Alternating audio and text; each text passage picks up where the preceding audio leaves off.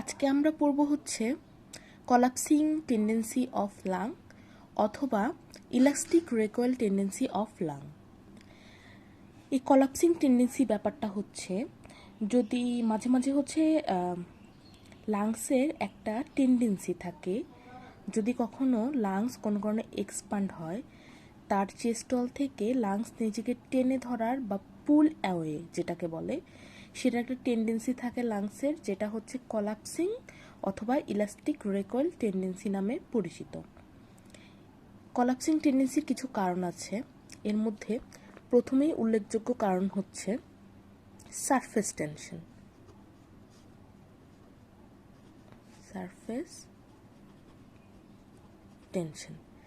এই সারফেস টেনশনের কারণে লাংসের ইলাস্টিক রেকয়েল টেন্ডেন্সিটা হচ্ছে অ্যাগ্রাভেটেড হয়। মানে সারফেস টেনশন যদি বেশি থাকে তাহলে হচ্ছে লাংস বেশি বেশি ইলাস্টিসিটি প্রদর্শন করবে।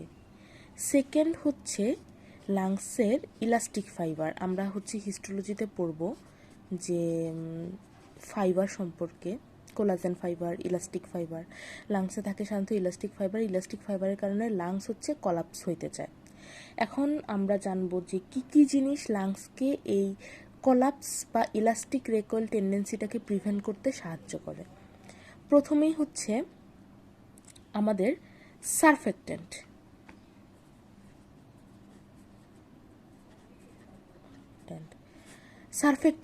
সারফেস টেনশন কমায়।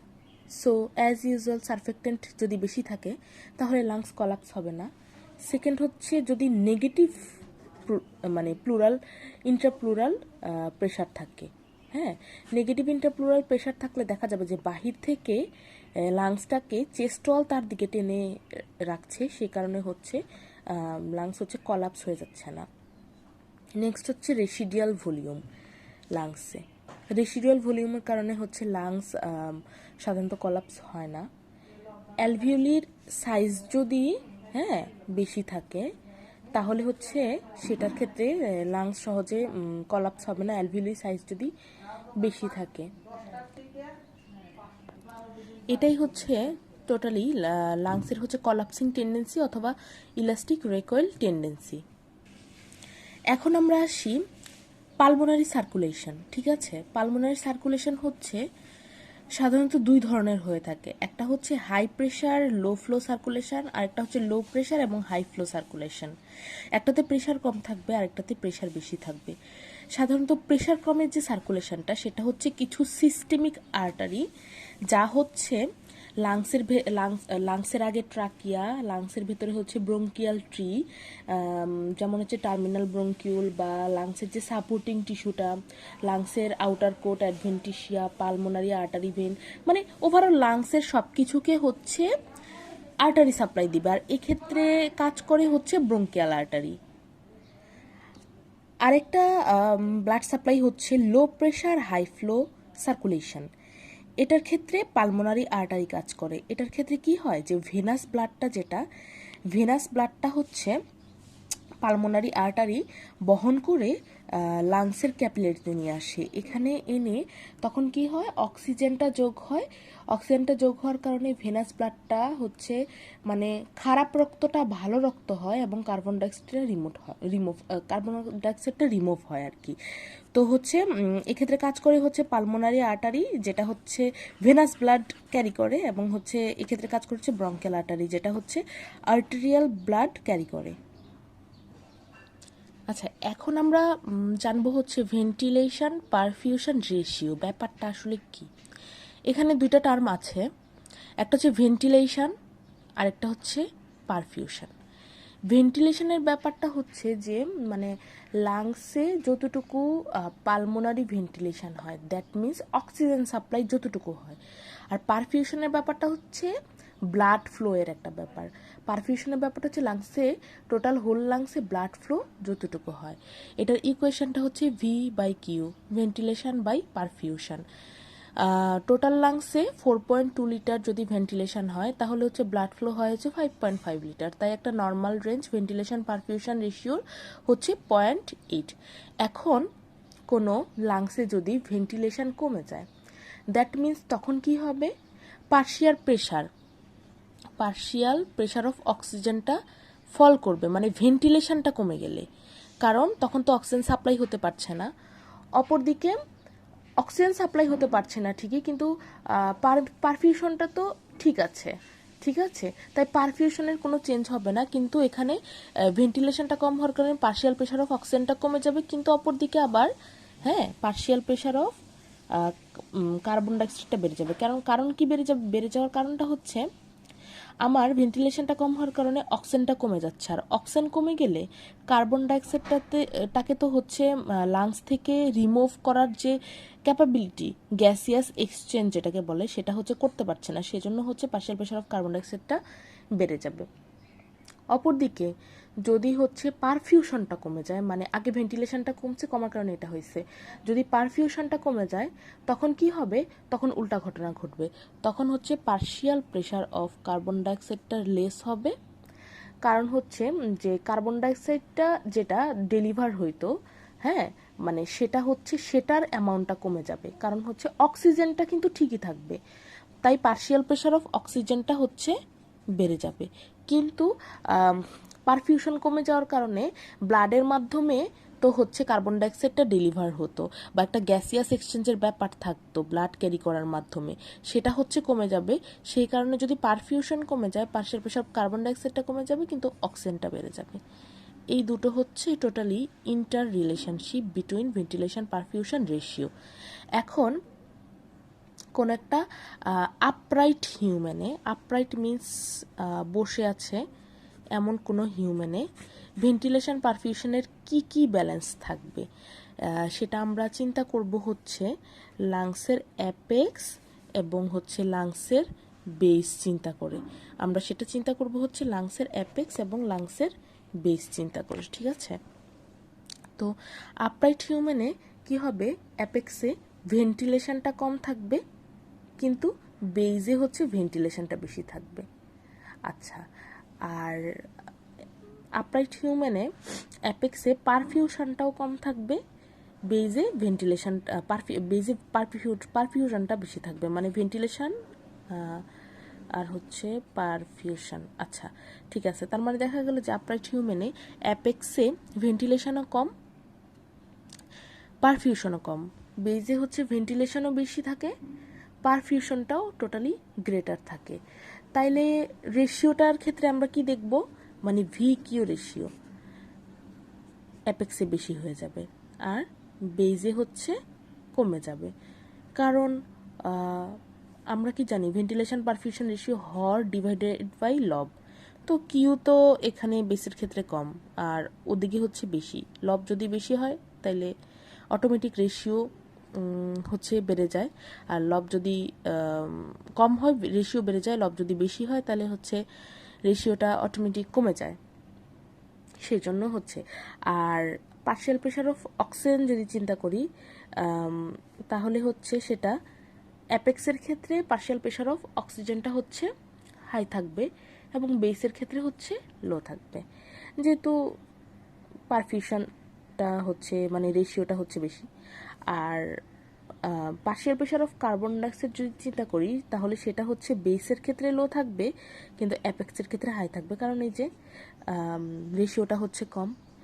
এটাই হচ্ছে টোটালি আমার ভেন্টিলেশন পারফিউশন রেশিও, ঠিক আছে। আর এটার ইম্পর্টেন্সটা কি, যেসব ক্ষেত্রে ভেন্টিলেশন পারফিউশন রেশিওটা হাই থাকে, হ্যাঁ, তখন তারা এখানে রিপ্রেজেন্ট করে হচ্ছে ফিজিওলজিক্যাল ডেড স্পেস। তার মানে ফিজিওলজিক্যাল ডেড স্পেসটা কোথায় আছে বেশি, সেটা হচ্ছে অ্যাপেক্স আছে, কারণ অ্যাপেক্স হচ্ছে ভেন্টিলেশন পারফিউশন রেশিওটা বেশি, তাই ফিজিওলজিক্যাল ডেড স্পেসটাও বেশি। আর অপরদিকে হচ্ছে লাংসের যে বেসে হচ্ছে ভেন্টিলেশন পারফিউশন রেশিওটা কম, সেক্ষেত্রে এটা রিপ্রেজেন্ট করে হচ্ছে ফিজিওলজিক্যাল শান্ট, SHUNT শান্ট, ঠিক আছে। কারণ হচ্ছে বেজের মধ্যে ভেন্টিলেশন পারফিউশন রেশিওটা কম, তার মানে হচ্ছে এখানে অক্সিজেন সাপ্লাই কম, সবই কম টোটালি, ঠিক আছে। তো এটা হচ্ছে ফিজিওলজিক্যাল শান্টকে রিপ্রেজেন্ট করে, আর এটা রিপ্রেজেন্ট করে হচ্ছে ফিজিওলজিক্যাল ডেড স্পেস। এখন আমরা পড়ব হচ্ছে অক্সিজেন হিমোগ্লোবিন ডিসোসিয়েশন কার্ভ, খুবই ইম্পর্টেন্ট, মানে সবসময় হচ্ছে পরীক্ষায় কোশ্চেন আসে।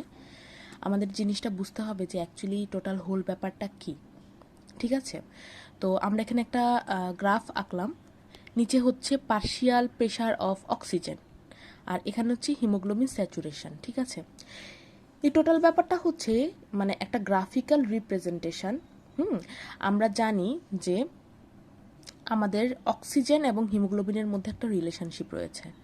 রিলেশনশিপটা কি, যখন হচ্ছে আমরা ইন্সপিরেশনে নিঃশ্বাস নেই, যখন আমরা অক্সিজেন গ্রহণ করি, এই অক্সিজেনটাকে হিমোগ্লোবিন ক্যারি করে। ঠিক আছে, অথবা অক্সিজেন হিমোগ্লোবিনকে ক্যারি করে লাংসে ইউজ হলো ক্যাপিলারি ফিল্ট্রেশনের মাধ্যমে। তখন কি হয়, এরপরে লাস্টের দিকে কার্বন ডাইঅক্সাইড যুক্ত রক্তটা বা কার্বন ডাইঅক্সাইড রিমুভ করে এবং কার্বন ডাইঅক্সাইড যুক্ত রক্তটা ট্রান্সপোর্ট হয়। আচ্ছা ঠিক আছে, যেটাই হোক সেটা আমরা পরে দেখছি। তো এখানে হচ্ছে অক্সিজেন হিমোগ্লোবিন ডিসোসিয়েশন কার্ভটা হচ্ছে অক্সিজেনের একটা বহন করার ক্ষমতা হিমোগ্লোবিনকে, হ্যাঁ, অথবা এবং পার্শিয়াল প্রেশার অফ অক্সিজেন দ্বারা যেটা হচ্ছে মানে দেখানো হয় অক্সিজেনের হিমোগ্লোবিনের প্রতি ভালোবাসা অথবা হচ্ছে হিমোগ্লোবিনকে বহন করার যে ক্ষমতা, এটাই হচ্ছে যদি একটা গ্রাফিক্যাল রিপ্রেজেন্টেশনের মাধ্যমে প্রকাশ করা হয়। এখন আমরা আসি হচ্ছে character of oxygen haemoglobin dissociation curve. ঠিক আছে, ফার্স্ট অফ অল হচ্ছে এটা 0 থেকে স্টার্ট হবে। এটা হচ্ছে একটা সিগময়েড শেপের কার্ভ হবে এবং পার্শিয়াল প্রেশার অফ অক্সিজেনের লেভেলটা যখন হচ্ছে এই যে 100 ক্রস করে যাবে, মানে এই যে এই লেভেলটা হচ্ছে 100। ঠিক আছে, আমি নিচে এখন মার্কিং করে দেখাইনি। এই 100টা ক্রস করে গেলেই এটা হচ্ছে পার্শিয়াল প্রেশার অফ যে অক্সিজেন লেভেলটা যদি হচ্ছে 100 ক্রস করে যায়, তখন এই কার্ভটা হচ্ছে মানে ফ্ল্যাট হয়ে যাবে। মানে আমরা দেখলাম যে এখান থেকে শুরু করে এতটুকু পর্যন্ত কার্ভটা ইনক্রিজ হচ্ছিল, এখানে আসা মাত্রই কার্ভটা হচ্ছে একই লেভেলে চলে আসে, দ্যাট মিন্স ফ্ল্যাট হয়ে যায়। আচ্ছা, এটা হচ্ছে 100-এর উপরে চলে গেলে তখন হচ্ছে ফ্ল্যাট হয়ে যাবে। এখন এই কার্ভটা এটা হচ্ছে নর্মাল শেপ। কখনো কখনো কার্ভটা হচ্ছে এখানে চলে আসে অথবা ওইখানে চলে যায়, তার মানে হচ্ছে কার্ভটা কখনো কখনো হচ্ছে রাইটের দিকে চলে আসে আরও বেশি, মানে এই কার্ভটা হচ্ছে অক্সিজেনের দিকে চলে আসে আরও বেশি, না হলে এই কার্ভটা হচ্ছে হিমোগ্লোবিনের দিকে চলে যায় বেশি। এই পাশে এটাকে বলা হয় হচ্ছে রাইট শিফট, ওইখানে এটাকে বলা হয় হচ্ছে লেফট শিফট। ঠিক আছে, আচ্ছা এখন হচ্ছে যেসব ফ্যাক্টর আমার হচ্ছে এই যে শিফটিংয়ে মানে একটা ইম্পর্ট্যান্ট ইনফ্লুয়েন্স মেনটেন করে, সেটা হচ্ছে আমার পিএইচ ব্যালেন্স, আমার হচ্ছে টেম্পারেচার ব্যালেন্স, এবং আমার হচ্ছে 2,3 বিসফসফোগ্লিসারেট ব্যালেন্স। 2,3 বিসফসফোগ্লিসারেট যেটা, সেটা যদি হচ্ছে আরবিসিতে থাকে তখন হচ্ছে মানে অক্সিজেন দেখা যায় যে হচ্ছে হিমোগ্লোবিনটা আরবিসিতে যদি থাকে তখন হচ্ছে অক্সিজেন এটার সঙ্গে বাইন্ড করে ফেলে, তখন হচ্ছে হিমোগ্লোবিনের সঙ্গে হচ্ছে বাইন্ড করতে পারে না, সেক্ষেত্রে কার্ভটা কিন্তু দূরে সরে যাবে। আচ্ছা, আগে আমি কার্ভের রাইট এবং লেফট শিফটিংয়ের ব্যাপারটা একটু ক্লিয়ার করি। সেটা হচ্ছে অক্সিজেন হিমোগ্লোবিন ডিসোসিয়েশন কার্ভ লেফটে শিফট করা মানে হচ্ছে অক্সিজেন লাভস হিমোগ্লোবিন, তার মানে অক্সিজেনের হিমোগ্লোবিনের প্রতি বেশি বেশি এফিনিটি তৈরি হয়েছে, সেজন্য অক্সিজেনটা হিমোগ্লোবিনের দিকে লেফটে শিফট করে যায়, মানে হিমোগ্লোবিনের দিকে সরে যায়। আর রাইট শিফটিংটা হচ্ছে oxygen does not love haemoglobin, সেক্ষেত্রে অক্সিজেনটা কি করে হিমোগ্লোবিনের সঙ্গে বাইন্ড করতে পারে না, সেক্ষেত্রে অক্সিজেনটা কি করে টিস্যু লেভেলে মানে চলে যায়, যেহেতু হিমোগ্লোবিনের প্রতি তার অ্যাফিনিটিটা নাই ওই রকম বাইন্ড করার, সেক্ষেত্রে অক্সিজেনটা রিলিজ হয়ে টিস্যু লেভেলে চলে যায়। এখন হচ্ছে লেফটে কিছু ফ্যাক্টর লেফটে শিফট করতে হচ্ছে হেল্প করে, কিছু ফ্যাক্টর রাইটে শিফট করতে হেল্প করে এই কার্ভটাকে। লেফটে যেসব ফ্যাক্টর শিফট করতে হেল্প করে সেগুলো ঘটে সাধারণত লাংস লেভেলে, ঠিক আছে, আর রাইটে যেসব ফ্যাক্টর শিফট করতে হেল্প করে সেগুলো ঘটে হচ্ছে টিস্যু লেভেলে। এক্ষেত্রে আমরা একটা জিনিস দেখতে পারি যে এখানে অনেক ফ্যাক্টর আছে যেটা আমরা হচ্ছে বই পড়লেই পাবো, কিন্তু এখানে একটা ইম্পর্টেন্ট ফ্যাক্টর হচ্ছে P50। ঠিক আছে, P50 জিনিসটা কি, P50 প্রায় সময় হচ্ছে পরীক্ষার মধ্যে আসে শর্ট নোট,